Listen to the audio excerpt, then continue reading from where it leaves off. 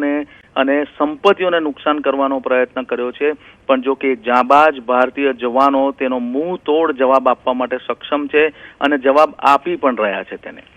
જી જયેશ, સમગ્ર માહિતી બદલ આપનો આભાર। તો જે પ્રકારે અત્યારે પરિસ્થિતિ તણાવભરી ભલે જોવા મળી રહી હોય, પરંતુ સતત સેનાના જે જવાનો છે તેમના દ્વારા સતત ખડે પગે રહીને જે હુમલા કરવામાં આવી રહ્યા છે તેનો મુંહતોડ જવાબ આપવામાં આવી રહ્યો છે, જડબાતોડ જવાબ આપવામાં આવી રહ્યો છે। પરંતુ હજુ પણ આગામી સમયમાં જો રહેણાંક વિસ્તારને ટાર્ગેટ કરવામાં આવશે, જે સામાન્ય નાગરિકો છે તેમને ટાર્ગેટ કરવામાં આવી રહ્યા છે, ત્યારે તેને લઈને હજુ પણ ઠોસ પગલાં ભરવામાં આવી શકે છે। કારણ કે અત્યાર સુધી જે પણ હુમલા થયા છે, પાકિસ્તાન તરફથી 700 જેટલા ડ્રોન 700 જેટલા જે ડ્રોન છોડવામાં આવ્યા હતા તે ભારત તરફથી તોડી પાડવામાં આવ્યા છે।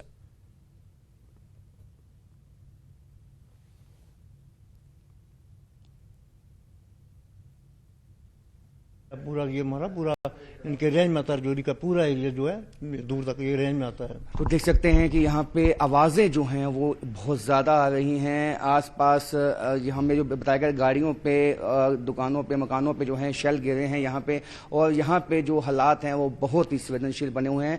मैं आपको बताऊंगा कि जो आवाजें हैं वो इतनी ज्यादा हैं कि जो विंडो पेन्स हैं वो हिल रही हैं। कई जगह पे जो है नुकसान की भी खबरें आ रही हैं। ये देखिए जिस तरह से आवाजें आ रही हैं यहाँ पे, तो लगातार जो है ये जो मध्य તો એક સૌથી મોટો અપડેટ મળી રહ્યું છે। અત્યાર સુધીના સૌથી મોટા સમાચાર સામે આવી રહ્યા છે। પાકિસ્તાને લોન્ચ કર્યું નવું અભિયાન અને ઓપરેશન બુનિયાન ઉલ મરસૂસ શરૂ કરવામાં આવ્યું છે। આ નવું અભિયાન શરૂ કરવામાં આવ્યું છે। અત્યાર સુધીના સૌથી મોટા સમાચાર સામે આવી રહ્યા છે। પાકિસ્તાન દ્વારા અભિયાન લોન્ચ કરવામાં આવ્યું છે। નવું અભિયાન ઓપરેશન બુનિયાન ઉલ મરસૂસ લોન્ચ કરવામાં આવ્યું છે। અભિયાન ચલાવવામાં આવશે। હવે પાકિસ્તાન તરફથી અત્યાર સુધીના સૌથી મોટા સમાચાર સામે આવી રહ્યા છે। હવે પાકિસ્તાન દ્વારા નવું અભિયાન લોન્ચ કરવામાં આવ્યું છે। અત્યાર સુધીનું આ સૌથી મોટું અપડેટ। પાકિસ્તાનના એરબેઝ પર હુમલો કરવામાં આવ્યો અને હવે પાકિસ્તાન તરફથી નવું અભિયાન લોન્ચ કરવામાં આવ્યું છે। ઓપરેશન બુનિયાન ઉલ મરસૂસ લોન્ચ કરવામાં આવ્યું છે અને પાકિસ્તાન તરફથી આ સૌથી મોટા સમાચાર અત્યાર સુધીના।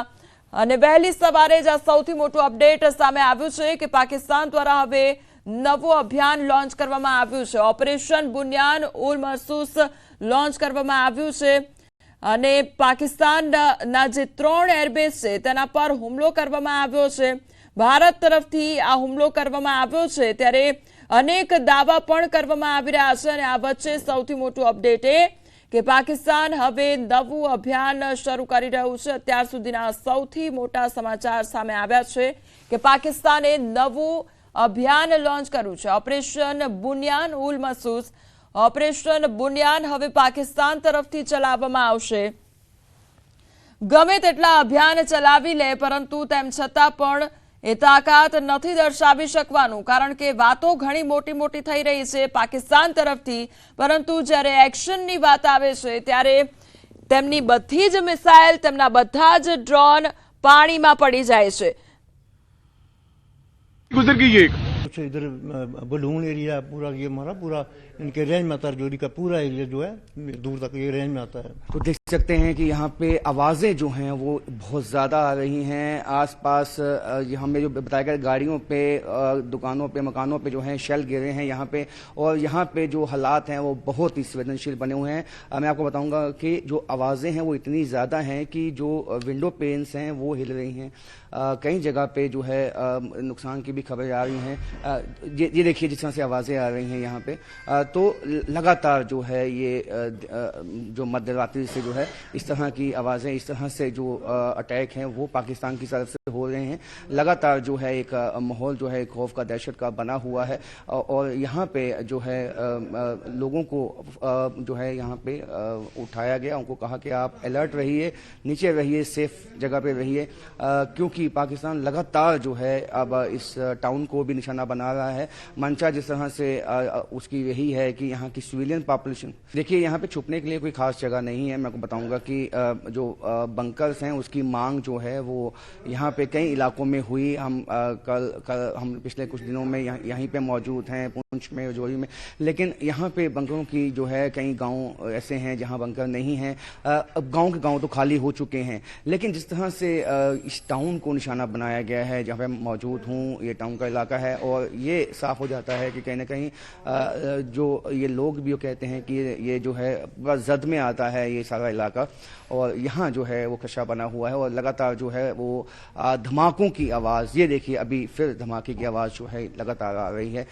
तो ये जो स्थिति है इस वक्त बनी हुई है, और लगातार जो है पाकिस्तान ऐसी इलाकों को निशाना बना रहा है। लोग जो हैं वो सकते में हैं, और अमूमन सी बात है कि जिस तरह से हर किसी को ये है कि अब किसी तरह अपनी जान बचानी है, और यहाँ पे जिस तरह से लगातार धमाकों की आवाज़ बिल्कुल नज़दीक से आ रही है, तो ये साफ हो जाता है कि ये समूचा इलाका जो है वो जद में आ चुका है, और कई इलाकों में नुकसान की खबरें भी हैं। और ये जो शेलिंग है और उसका सिलसिला है वो थमने का नाम नहीं ले रहा है। हर 1 मिनट के बाद यहाँ धमाका हो रहा है, और ये स्थिति इस वक्त यहाँ जो टाउन में बनी हुई है। તો પંજાબના જે 6 જિલ્લા છે એટલે પાકિસ્તાનની સરહદ પર આવેલા એટલે કે જે સરહદીય વિસ્તારો છે ત્યાં આગળ સતત હુમલા કરવામાં આવી રહ્યા છે અને લગભગ 532 કિલોમીટર લાંબી સરહદ છે અને તેમ છતાં પણ હુમલો કરવામાં આવી રહ્યો છે। અને આ સીધી તસવીર એ છે કે જે પાકિસ્તાન એરબેઝ પર હુમલો કરવામાં આવ્યો છે। નરોવલ, રાવલપિંડી તેમજ નૂર ખાન એરબેઝ છે, આ 3 જે એરબેઝ છે તેના પર હુમલો કરવામાં આવ્યો હતો તેની આ સીધી જ તસવીર સામે આવી છે। પાકિસ્તાનના જે 3 એરબેઝ છે તેના પર હુમલો કરવામાં આવ્યો હતો અને તે એરબેઝ તહેસ નહેસ થઈ ગયા છે, કારણ કે ભારત તરફથી આ હુમલો કરવામાં આવ્યો છે। ભારત તરફથી આ જડબાતોડ જવાબ આપવામાં આવ્યો છે, જે પાકિસ્તાન તરફથી આખી રાત હુમલા કરવામાં આવ્યા અને ડ્રોન હુમલા કરવામાં આવી રહ્યા હતા। તે ડ્રોન તો હવામાં જ તોડી પાડવામાં આવ્યા। બીજી તરફ ભારત તરફથી અનેક ડ્રોનનો ઉપયોગ કરીને એક સાથે હુમલો કરવામાં આવ્યો અને આ ત્રીજી એ તસવીર કે ભારત તરફથી ફરી એકવાર આ જડબાતોડ જવાબ આપવામાં આવ્યો છે। પાકિસ્તાનના જે એરબેઝ છે 3 એરબેઝ તેને તહેસ નહેસ કરી દેવામાં આવ્યા છે અને આ 3 એરબેઝ પર હુમલો કરવામાં આવ્યા છે અને તેની આ તસવીર સામે આવી છે કે ત્યાં આગળ વિસ્ફોટ સર્જાયો અને જે આસપાસના વિસ્તારના જે લોકો છે તેમાં પણ ડરનો માહોલ જરૂરથી હશે, કારણ કે જે જોરદાર અવાજ સાથે આ હુમલો થયો હશે અને તેની તસવીરો પણ અત્યારે સામે આવી રહી છે। આ 3 એરબેઝ પાકિસ્તાનના કે જે રાવલપિંડી, નૂર ખાન એરબેઝ, નરોવલ, આ 3 જે એરબેઝ છે તેને તહેસ નહેસ કરી દેવામાં આવ્યા છે। આખી રાત પાકિસ્તાન તરફથી હુમલા થયા અને સતત હુમલાનો પ્રયાસ કરવામાં આવ્યો અને 3 દિવસની વાત કરવામાં આવે તો 3 દિવસમાં લગભગ 700 જેટલા ડ્રોન વડે હુમલો કરવામાં આવ્યો છે, પરંતુ બધા જ જે પ્રયાસો છે તે નિષ્ફળ નીવડ્યા છે, કારણ કે આપણી સેના દ્વારા આ તમામ જે પ્રયાસો છે તેને નાકામ કરવામાં આવ્યા છે અને તમામ પ્રયાસો તે લોકોના નિષ્ફળ નીવડી રહ્યા છે। બીજી તરફ નાપાક પાકિસ્તાન તરફથી જે હરકત થઈ રહી છે, સામાન્ય નાગરિકોને ટાર્ગેટ કરવામાં આવી રહ્યા છે, રહેણાંક વિસ્તાર પર હુમલો કરવામાં આવી રહ્યો છે, ત્યારે લોકોને પણ સુરક્ષિત સ્થળે ખસેડવામાં આવી રહ્યા છે। લોકોને બંકરોમાં ખસેડવામાં આવી રહ્યા છે અને સતત સાવચેત રહેવા માટે અપીલ પણ કરવામાં આવી રહી છે, કારણ કે સરહદીય વિસ્તારમાં સતત ગોળીબાર થઈ રહ્યો છે, સતત ડ્રોન વડે હુમલો કરવામાં આવી રહ્યો છે અને એટલા માટે લોકોને સુરક્ષિત સ્થળે ખસેડવામાં પણ આવી રહ્યા છે, પરંતુ ત્યાંના જે સરહદીય વિસ્તારના લોકો છે તે લોકો ડરના ઓથાર નીચે જીવી રહ્યા છે। પૂંછ